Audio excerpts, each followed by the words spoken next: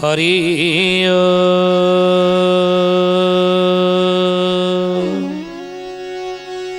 ओम भूर्भुवः स्वः तत्सवितुर्वरेण्यं भर्गो देवस्य धीमहि धियो यो नः प्रचोदयात्।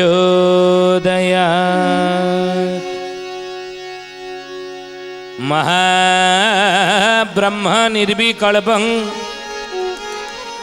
पूर्णानन्दमयं हरि सर्वघटेज अच्युत तस्य पदे नमाम्यहम् तस्य पदे नमाम्यहम्। बोलिए महापुरुष अच्युतानंद जी की जय। शुद्धि जानी ज्ञानी गुणी मंडली आज अध्यायर आलोचना को आपण मानक स्वागत जनाऊँ। आज मालिका वचनर आलोचन आम आलोचना करने को जाऊे से विरजा क्षेत्र संबंध रे जो विरजा क्षेत्र रे ये अलौकिक जिनिस गुड़िक रही धन कौटी अच्छी पूर्व काल रे धन सब कौ जगार सेठाक राजा माने सब रखिंट से विषय आज आम आलोचना करने को जाऊे। मालिका रे जहाँ प्रमाण अच्छी शास्त्रीय प्रमाण देवु। शास्त्र कौ शास्त्र मालिका शास्त्र कौ मालिका शास्त्र ना भविष्य पुराण लिखिं किए शिशु अनंत शिशु अनंतर भविष्य पुराण जो थे ये कथा उल्लेख रही कौन लिखिले बोले आपणा मुखरे प्रभु आज्ञा कर पूर्ण प्रभु आज्ञा कर पूर्ण निर्धनी होइबे भगत उत्कल भुवन प्रभु उत्कल भुवन। तेणु से शिशु अनंत को पचारुचंदी बारंग तांकर प्रिय शिष्य बोले गुरुदेव आपण निज मुहर परा कहिचंती जे निर्धनी होइबे भक्त उत्कल भुवन रे ओडिशा रे भक्त माने निर्धनी हेबे जाको अच्युतानंद महापुरुष शिवकल्प नवखंड निर्घंट मध्य लिखिछंदी ए कथा भगतंगु नाना कषाण पड़ब न मिलिब अर्ण जल माता सुतरड़ी भक्त लीला शुणी इंद्र पृथ्वी न पालिब भगतंगु नाना कषण दुख पड़ब निर्धनी मो भक्त माने हेबे कलिजुगरे उत्कल भूमि रे। आपण तो प्रभु निजे कहिचंदे ना तार जदि निजे कहिचंती ताहले भक्त स्थाने स्थाने लीला के मनते करिवे प्रभु के मनते करिवे प्रभुंको सेवारे भगत के मनते खटिवे प्रभु के मनते खटिवे।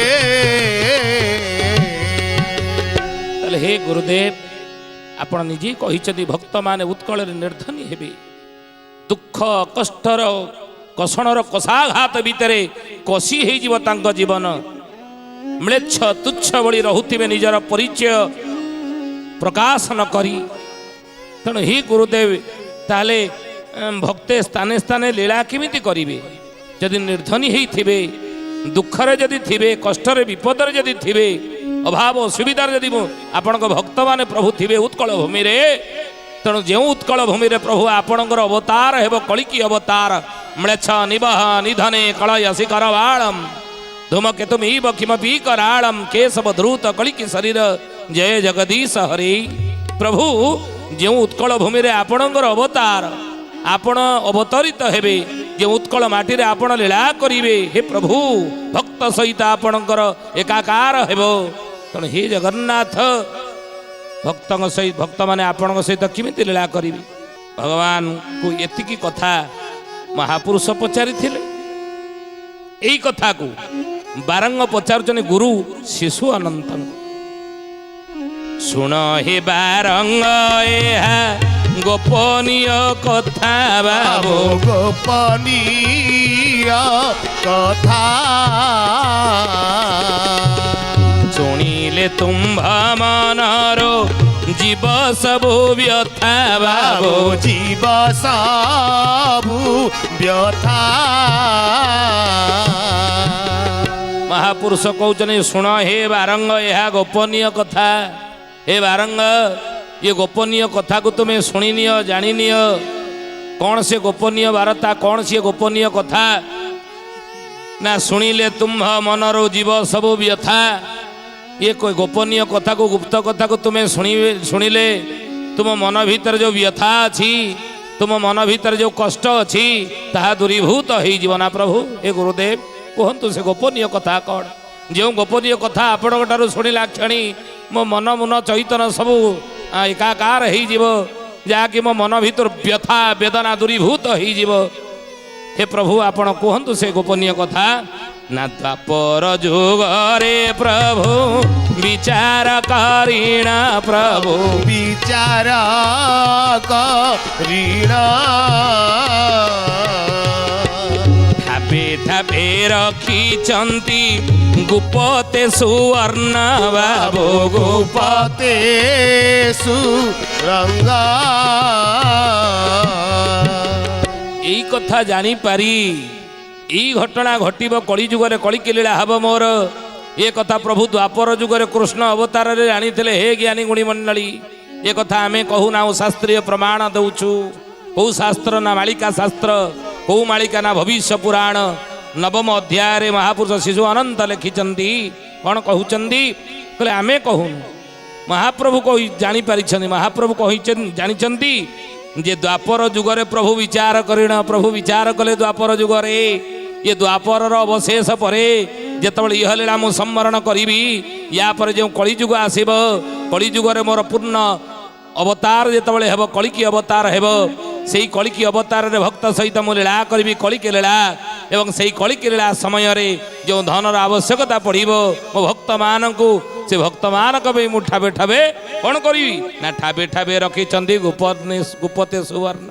ବୋଲେ ମହାପୁରୁଷ ଶିଶୁ ଅନନ୍ତ କି କ'ଣ କହିଲେ? ନା ବିରଜା ଦକ୍ଷିଣ ଭାଗେ ଅଛି ଚାରି ଖାଦ ବାବୁ, ଅଛି ଚାରି ଖାଦ ହୀରା ମୋତି ମାଣିକ୍ୟ ସୁବର୍ଣ୍ଣ ଅଛି ସାଧ୍ୟ, ସୁବର୍ଣ୍ଣ ଅଛି ସାଧ୍ୟ। କୋଉଠି ଅଛି? କୋଉଠି ସୁବର୍ଣ୍ଣ ଧନ ଅଛି? ବାରଙ୍ଗକୁ କହୁଛନ୍ତି ମହାପୁରୁଷ ଶିଶୁ ଆନନ୍ଦ। ବିରଜା ଦକ୍ଷିଣ ଭାଗେ ଅଛି ଚାରି ଖାଦ, ଚାରୋଟି ଖାଦରେ କହନ୍ତିନି ସେ ଅମୁକ ଜାଗାରେ ଯେଉଁ ଖାଦ ଅଛି ସେ ଖାଦରେ ମୁଁ ଯାହା ପକେଇ ଦେଇକି ଆସିବ ଅମୁକ ଜିନିଷ। ତେଣୁ ମହାପୁରୁଷ କହୁଛନ୍ତି ବିରଜାଙ୍କର ଦକ୍ଷିଣ ପଟକୁ ଚାରୋଟି ଖାଦ ଅଛି। ଯେଉଁ ଖାଦରେ ଇଏ ଧନ ଗୁଡ଼ିକ ରହିଛି, ଇଏ ସୁବର୍ଣ୍ଣ ଗୁଡ଼ିକ ରହିଛି। କ'ଣ କ'ଣ ମହାପୁରୁଷ କହିଲେ? ନା ହୀରା ମୋତି ମାଣିକ୍ୟ ସୁବର୍ଣ୍ଣ ଅଛି ସାଧ୍ୟ। ହୀରା ଅଛି, ମୋତି ଅଛି, ଯେଉଁ ନବରତ୍ନ ରହିନି ସଂସାରରେ, ନବରତ୍ନ ହୀରା ଲୀଳା ମୋତି ମାଣିକ୍ୟ ସୁବର୍ଣ୍ଣ ଏଇସବୁ 9 ପ୍ରକାର ରତ୍ନ ଅଛି ସଂସାରରେ। ତେଣୁ ଇଏ ନବରତ୍ନ ଭିତରୁ 4ଟି ରତ୍ନ ରହିଛି ଏ ଚାରି ଖାଦରେ, ବିରଜାଙ୍କ ଦକ୍ଷିଣ ପଟରେ। ଲେଖିକି ରଖନ୍ତୁ, ଆପଣ ପରେ ଠାବ କରିବେ, ବୁଝିଲେ। ତେଣୁ ଏ କଥା ମାଳିକାରେ ରହିଛି। ହେ ଜ୍ଞାନୀ ଗୁଣୀ ମଣ୍ଡଳୀ, ଆପଣମାନେ ଜାଣିବା ଦରକାର। ମଣିଭଦ୍ର ନାମେ ଏକ ଯାଜନଗ୍ରେ ଅଛି, ଏକ ଯାଜନଗ୍ରେ ଅଛି ଅମପା ସୁନିଆ କୂପେ ଗୁପତ ରଖିଛି ବାବୁ, ଗୁପତ ରଖିଛି। ଏକ ସ୍ଥାନ ଯେଉଁ ଚାରି ଖାଦ, 4ଟି ଖାଦ ରହିଛି। ପ୍ରଥମ ଖାଦ, କୋଉ ଖାଦ? କୋଉ ଖାଦ? ଖାଦ ମାନେ ଗର୍ତ୍ତ ବା ଖାଦ ମାନେ ଗୁପ୍ତ ସ୍ଥାନ, ଖାଦ ମାନେ ଗୋଟେ ଯୋଉଠି ରଖିବା ଜାଗା। ତେଣୁ ପ୍ରଥମ ଖାଦ ହେଉଛି କୋଉଟା? ଯାଜପୁରର ନା ମଣିଭଦ୍ର। ମଣିଭଦ୍ର ନାମେ ଏକ ଯାଜନଗ୍ର ଅଛି, ସେଇ ଯାଜନଗ୍ର ଅଛି, ଖୋଜିବେ ଆପଣ। ଆଉ ଅମପା ସୁନିଆ କୂପେ ଗୁପତ ରଖିଛି। ओ मोपा कहतनी मु बैंक रे एतिकी भरी सुना रखी मोर बैंक रे रखी देछि कि अमके जगार एतिकी सुना अध केजी खड़े रखी कि 200 ग्राम रखी कि एते मापिकी आम हिसाब करके रखुचे बैंक रे रखिला बेले किंतु हे ज्ञानी गुणी मंडली जो स्थान प्रथम स्थान कथा कहउचनी मणिभद्र नामे एक जाजनगर अच्छी सेठी अमोपा मोपा जाई केते अच्छी तार कलना नाही हिसाब नाही अमोपा सुनिया कूपे गुपत रखी आउ महापुरुष कहउचंदी आखंडल स्वर ठारो दक्षिण भाग रे बाबू दक्षिण भागरे सुवर्ण पाषाण कूपे रतन भंडारे बाबू रतन भंडारे सेठारे विरजा क्षेत्र आखंडलेश्वर अच्छी प्रभु आरड़ी रे मध्य आखंडलेश्वर प्रभु अच्छा आखंडलमणि किंतु यही जाजपुर जिले में विरजा क्षेत्र में जाजनगर में आखंडलेश्वर जोठारे अच्छी तांकर दक्षिण भागरे सुवर्ण पाषाण निर्मित सुवर्ण एवं पाषाण निर्मित एक कूपरे रत्न भंडार से रत्न सब अच्छी ये जगह द्वितीय जगह एठी अच्छी चारिटा खाद परा जाजपुर रही धन आउ महापुरुष कहले 60 लक्ष रत्न जे 52 सहस्र बाबू 52 सहस्र गुप्तरे रखिछन्ति प्रभु पीतवास बाबू प्रभु पीत बास कौन कहले महापुरुष कहले आउ गोटे जगह 60 लक्ष रत्न जे 52 सहस्र केते धन अच्छी ना 60 लक्ष रत्न 52 सहस्र हिसाब देखो हे ज्ञानी गुड़ी मंडली मालिकार हिसाब 600 वर्ष तले कागज कलम नथिला सेते बेले एमती लिखि दैछन हिसाब करी एतिकी अच्छी जिमती अच्युतानंद महापुरुष कौ मसीहा कौ मास कौ बार कौ तिथि कौ समय निर्घंट कर कौन घटव से जगार से भाई शिशु अनंत हिसाब देइछनी मालिक भविष्य पुराण रे बोलिए महापुरुष शिशु अनंत की कहले कौन ना यही हिसाब रे जेतिकी सेतिकी हिसाब कले 60 लक्ष रत्न जे 52 सहस्र हिसाब कले जेतिकी हबो आ गुपते रखिछन्ति प्रभु पीतवास गुपतरे प्रभु द्वापर जुगरु ई सब जगार रखिछन्ति कली जुगर लीला पाई जेमति कि अच्युतानंद महापुरुषंकर शिवकल्पर लेखा अछि ए धनिया गिरी रे धन रही अछि से दिन दुर्दिन पाई मानधाता धर्म राज रखी गले कली जुग लीला पाई कली जुग लीला पाई है सुजने कली जुग लीला पाई कली जुग लीला पाई है सुजने कली जुग लीला पाई धनिया गिरी रे धन रही अछि से दिन दुर्दिन पाई धनिया गिरी रे धन अच्छी कौटी धनियागिरी पहाड़ छतिया निकट में धन अच्छी कहा केबेठारु अच्छी ना द्वापर जुगुरु अच्छी द्वापर जुगुरु रखा जाइछि कहीं ना दिने दुर्दिन आसी पहुँचब भक्त मानकर दुख निवारण पाई भक्तों ऊपर दुख पड़ो कषण पड़ो विपद पड़ो आ भक्त केमी लीला भाग ने तो यही दुर्दिन आसो बोली से जानीपारी ये जगार धन रखिंट मान धाता धर्म राज रखी गले कली जुग लीला धर्म युधिष्ठिर रखी आगू ये सब दरकार हम आउ को जगार अच्छी धन पुणी महापुरुष कहले बैतरणी नदी तीरे सोलमपुर ग्राम बाबू सोलमपुर ग्राम सोमवंशी राजा तही रखी धन बाबू रखी धन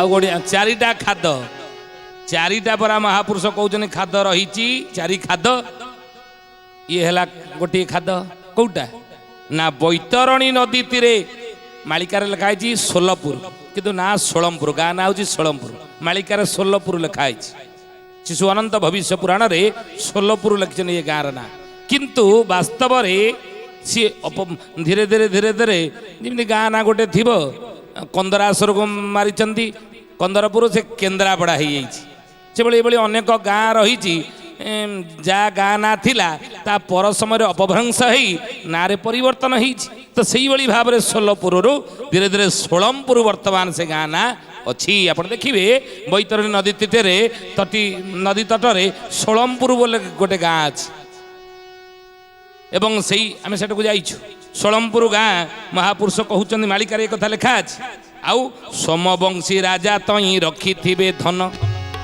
सोमवंशी राजा सेठारे सोलमपुर गाँव सेठारे धन रखी एवं से धनटी कौटी अच्छी सेठारे मध्य देवनागरी लिपि लिखा जाइए आप कहे ये सब जगह सब कहुई जगार सब धन एत अच्छी चलना ताको काढ़ा चल काढ़ी बाहर करवा पारे कहीं बाहर ना धन कहीं बाहरी पार ना तार कारण महापुरुष मध्य मालिकार लिखिंट सोमवंशी राजा तही रखी धन आहुरी कथा तोते कहिबा कफेइबा बो कहिबा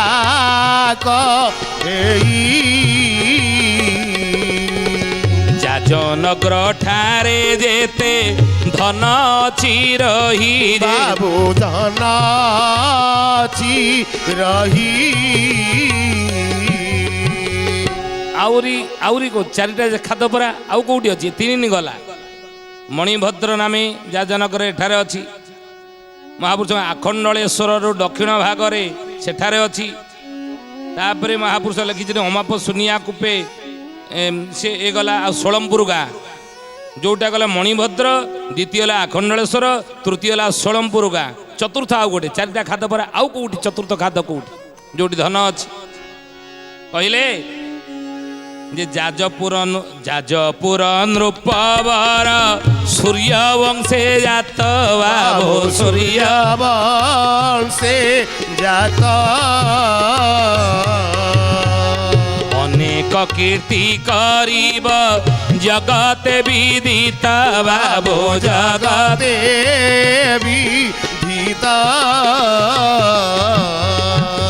जाजपुर नृपवर सूर्यवंशे जात जाजपुर जे नृप कहले जी राजा सी सूर्यवंश जात होते तेणु महापुरुष कहते संसार रे सी बहुत कीर्ति कर बहुत कीर्तिमय कृति से करके जाइछंती बुझिले से नृप से राजा जहाँकि सारा जगत रे विदित अच्छी पुराणा कालिया लोक जो मैंने थे से माने अल्प बहुत एक कथा जानी जाजपुर रे जाजनगर रे अन्य आड़े जो गवेषक माने जो मैंने मालिकावित माने से माने अल्प बहुत ए क्षेत्र उपर ए क्षेत्र महात्म्य उपर ई स्थानर महात्म्य उपर अल्प बहुत से माने जानी किंतु मालिका शास्त्र रे संपूर्ण खोलिकी महापुरुष माने लिखिछन किछि लुचेई नाहंती बुझिले तेणु महापुरुष कहते जगत रे विख्यात होगी अच्छी जहाँ जहाँ कीर्ति से सूर्यवंशी राजा जाजपुर रे करिछंती पुणी कहले जे मुकुनी पथरे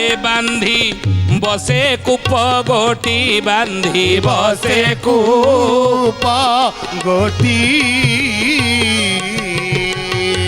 ऊपर लुहा किलिणी देई बांधी बटी बाबो देई बांधी बटी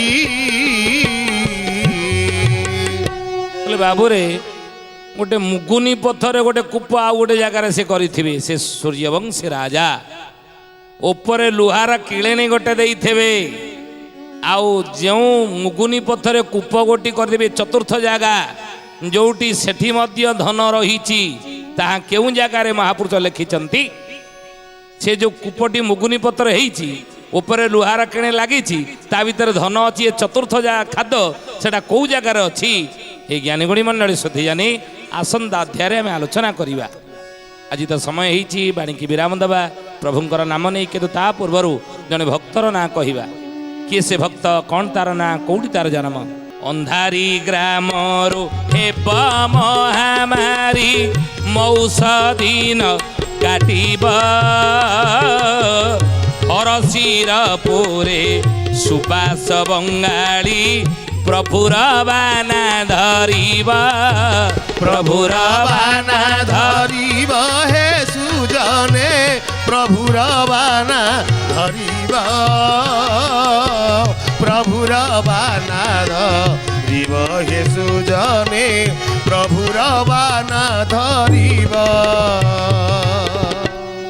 गाँ नाला अंधारी ग्रामर महामारी एभली व्यापीब अंधारी ग्राम महामारी मौषधि औषधि काटु करिब नाही आउ हरसिरपुर गाँव रे सुबास नामर जड़े भक्त बंगाली ହେଇଥିବେ से जन्मग्रहण करिथिबे प्रभुंकर बाना धरिकी प्रचार करुथिबे बोली महापुरुष भक्त तालिकार नाँ को रखिछन्ति ये ब कहले हेब कहले भविष्यत कथा कहछन माने से जन्म हब बुझिले ହେଇଥିବ कि भविष्यत को हब लेखि रखते भक्तर ना हे ज्ञानी गुणी मंडली पर आपण ठाब करेंगे आज तो समय होती बाणीकी विराम दबा से प्रभुंकर नाम नहीं हरि हरि घोषा पाप ताप नाश शरण सरोज पादे शरण सरोज पादे यथो बड़ी भाव आओ न मिलीब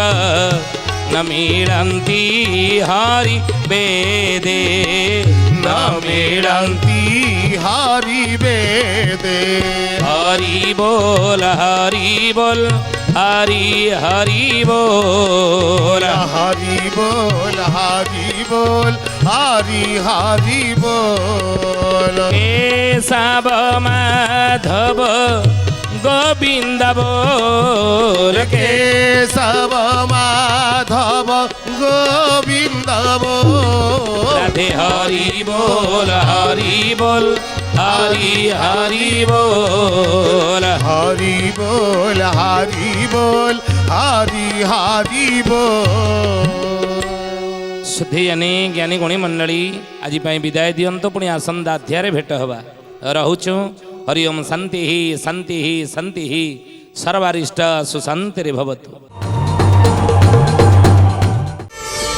प्रार्थना आम आनंदर उत्स।